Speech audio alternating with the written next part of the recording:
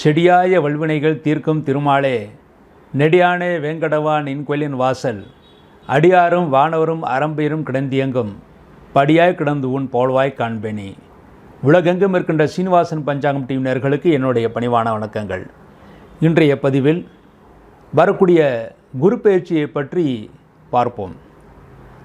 விஸ்வாவசு வருஷம் சித்திரை மாதம் 31ஆம் தேதி மே 14/5/2025 புதன்கிழமை அன்று இரவு 10:36 குரு பகவான் ரிஷபராசிலிருந்து மிதுன ராசிக்கு சஞ்சாரம் செய்திருக்கிறார். அதன்படி அதே குரு பகவான் அதிசாரமாக ஐப்பசி 1ஆம் தேதி, அதாவது அக்டோபர் 18/10/2025 சனிக்கிழமை இரவு 7:47 குருபகவான் அதிசாரமாக தன் உச்ச வீடான கடகராசிக்கு செல்கிறார். அதன்படி மீண்டும் வக்கரகதி அடைந்து தன் ஏற்கனவே இருந்த இடத்திற்கே திரும்பி வருகிறார். அதாவது கார்த்திகை 19ஆம் தேதி டிசம்பர் 5/12/2025 வெள்ளிக்கிழமை மாலை 5:25 மீண்டும் மிதுன ராசியிலேயே குரு பகவான் சஞ்சாரம் செய்திருக்கிறார். அடுத்த குரு பெயர்ச்சி என்பது ஜூன் 1, அதாவது அடுத்த வருஷம் ஜூன் மாதம் 1ஆம் தேதி 1/6/2026 இரவு 1:50 குரு பகவான் மிதுன ராசிக்கு கடகராசிக்கு செல்கிறார். அடுத்த குரு பெயர்ச்சி அடுத்த வருடம் ஜூன் 1ஆம் தேதி நிகழ இருக்கிறது. இந்த குரு பெயர்ச்சியின் பலன்களை இனி ஒவ்வொரு ராசிக்கும் தனித்தனியாக பார்ப்போம். கிருத்திகை 2, 3, 4 பாதங்கள், ரோகிணி, மிருகஷம் 1, 2 பாதங்களில் பிறந்த ரிஷபராசி நண்பர்களே, ரிஷபராசியிலே பிறந்தவர்களுக்கு இதுவரை ஜென்ம குருவாக இருந்த குரு பகவான் இப்பொழுது உங்கள் ராசியை விட்டு 2ஆம் இடத்திற்கு வருகிறார். 2ஆம் இடம் என்பது குடும்பஸ்தானம், தனஸ்தானம். ஆகவே குடும்பத்திலே நல்ல அமைதி ஏற்படும், நல்ல தனபாகியம் இருக்கும், குடும்பத்தில் சுபகாரியங்கள் நடக்கும். பொதுவாக உங்கள் ராசிக்கு அவர் அஷ்டமாதிபதியாக இருந்தாலும் குரு பகவான் பொதுவாக சுபகிரகம். ஆகவே குடும்பத்தில் சுபகாரியங்கள் நடக்கும். இதுவரை உங்கள் பேச்சை கேட்காதவர்கள் இனிமேல் உங்கள் பேச்சை கேட்டு நடப்பார்கள். அதன் மூலமாக நீங்கள் வெற்றியை பெறுவீர்கள். அதிசார குரு அதிசாரமாக உங்கள் ராசிக்கு 3ஆம் இடத்தில் போகின்ற குரு கூட உங்களுக்கு நன்மையை செய்வார். 2ஆம் இடத்து பலனை இன்னும் அதிகப்படியாக கொடுப்பார் என்றுதான் இருக்கிறது. ஆகவே தெய்வஸ்தலங்களுக்கும் யாத்திரைகளை செய்வீர்கள், நல்ல தரிசனம் கிடைக்கப் பெறுவீர்கள், நல்ல பலன்களையும் அனுபவிப்பீர்கள். இந்த குரு பயிற்சியிலேயே மிக மிக நன்மை பெறுகின்ற ஒரு ராசிகளின் ஒரு ராசியாக இந்த ரிஷப ராசி அமைந்திருக்கிறது.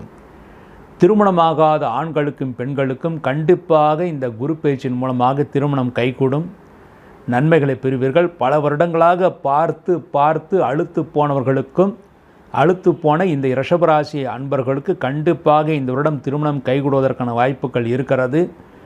உங்கள் ஜாதகத்தில் என்ன தோஷங்கள் இருக்கிறதோ அந்த தோஷங்களுக்கான பரிகாரங்களை முறையாக செய்யுங்கள். நிச்சயமாக திருமணம் கைகூடும். குழந்தை பாக்கியம் இல்லாதவர்களுக்கும் கண்டிப்பாக குழந்தை பாக்கியம் கிடைக்கும். மருத்துவ உதவி இல்லாமல் தானாகவே குழந்தை பாக்கியம் கிடைப்பதற்கான வாய்ப்புகள் ரிஷபராசியிலே பிறந்தவர்களுக்கு இந்த வருடம் இருக்கிறது. மேலும் குழந்தைகளால் அனுகூலமும் இருக்கிறது. இருக்கின்ற குழந்தைகளுக்கும் நல்ல ஆரோக்கியத்தை ஏற்படுத்தி கொடுக்கும். தொழில் முனைவோர்களுக்கு இந்த வருடம் நிச்சயமாக தொழில் வாய்ப்புகள் கிடைக்கும். படித்த மாணவர்களுக்கு உடனடியாக கேம்பஸ் இன்டர்வியூ மூலமாகவே தொழில் கிடைக்கும். அந்த தொழில் நிரந்தரமாக அமையும். மேலும் சொந்த தொழில் செய்பவர்களுக்கு நல்ல யோகத்தை ஏற்படுத்தி கொடுக்கும். இதுவரை உங்களுக்கு பணவரவு கிடைப்பதில் தாமதம் இருந்தால், அதாவது கொடுத்த இடத்தில் பணம் வராமல் இருந்தால் கண்டிப்பாக விரைவில் அந்த பணம் திரும்பி வருவதற்கான வாய்ப்புகள் இருக்கிறது. அதை வைத்து தொழில் விருத்தி செய்வீர்கள், நன்மைகளை புரிவீர்கள். நீங்கள் எந்த தொழில் செய்பவர்களாக இருந்தாலும் அந்த தொழிலே நல்ல லாபத்தை அடைவீர்கள். உத்தியோகஸ்தர்களுக்கு நிச்சயமாக பதவி உயர்வு கிடைக்கும். நீங்கள் இருக்கின்ற இடத்திலேயே பதவி உயர்வு கிடைக்கும். வேறு இடங்களுக்கு செல்ல வேண்டிய அவசியம் இருக்காது. நீங்கள் விரும்பினால் மட்டுமே வேறு இடங்களுக்கு மாற்றலாகி போகலாம். இல்லாவிட்டால் இருக்கின்ற இடத்திலேயே உங்களுக்கு பதவி உயர்வு கிடைக்கும். அதன் மூலமாக சம்பள உயர்வும் உங்களுக்கு காத்திருக்கிறது. மாணவர்கள் எதிர்பார்த்த நல்ல மதிப்பெண்களை பெறுவார்கள். முக்கியமாக நீட் எழுதுகின்ற மாணவர்களுக்கு எதிர்பார்த்த நல்ல மதிப்பெண்கள் கிடைத்து எந்த டொனேஷனும் கொடுக்காமல் உங்களுக்கு நல்ல இடங்களே நல்ல கல்லூரிகளில் இடம் கிடைக்கும். மேலும் மாணவர்கள் தனியாக படித்தாலும் மற்ற மாணவர்களுடன் சேர்ந்து படித்தாலும் நீங்களே தலைமையை தாங்குவீர்கள். அதன் மூலமாக நல்ல மதிப்பெண்களை பெற்று சந்தோஷத்தை அடைவீர்கள். விவசாயிகள் நல்ல லாபத்தை பெறுவார்கள். நீங்கள் எதை பயிரிட்டாலும் அந்த பயிர் உங்களுக்கு நல்ல லாபத்தை ஏற்படுத்தி கொடுக்கும். அரசியல்வாதிகளுக்கு நல்ல ஏற்றத்தை பெறுகின்ற காலமாக இருக்கிறது. ரிஷபராசியில் பிறந்த அரசியல்வாதிகளுக்கு நல்ல ஏற்றம் இருக்கிறது, பதவி உயர்வும் இருக்கிறது. தானாகவே உங்களுக்கு பதவி உயர்வுகள் கிடைக்கும். அரசியல்வாதிகளுக்கு உங்களை விட மேல் அரசியல்வாதிகளிடமிருந்து நல்ல நட்பு கிடைக்கும். உங்களுடைய தலைவர்கள் உங்களுக்கு நல்ல சந்தோஷத்தை கொடுப்பார்கள். கலைஞர்களுக்கு ஏற்றத்தை ஏற்படுத்தி கொடுக்கும். முக்கியமாக திரைப்பட கலைஞர்கள், ரிஷபராசிலிருந்து திரைப்பட கலைஞர்களுக்கு நீங்கள் எந்த படத்தை சமயத்தில் ரிலீஸ் செய்தாலும் நல்ல லாபத்தை ஏற்படுத்தி கொடுக்கும்.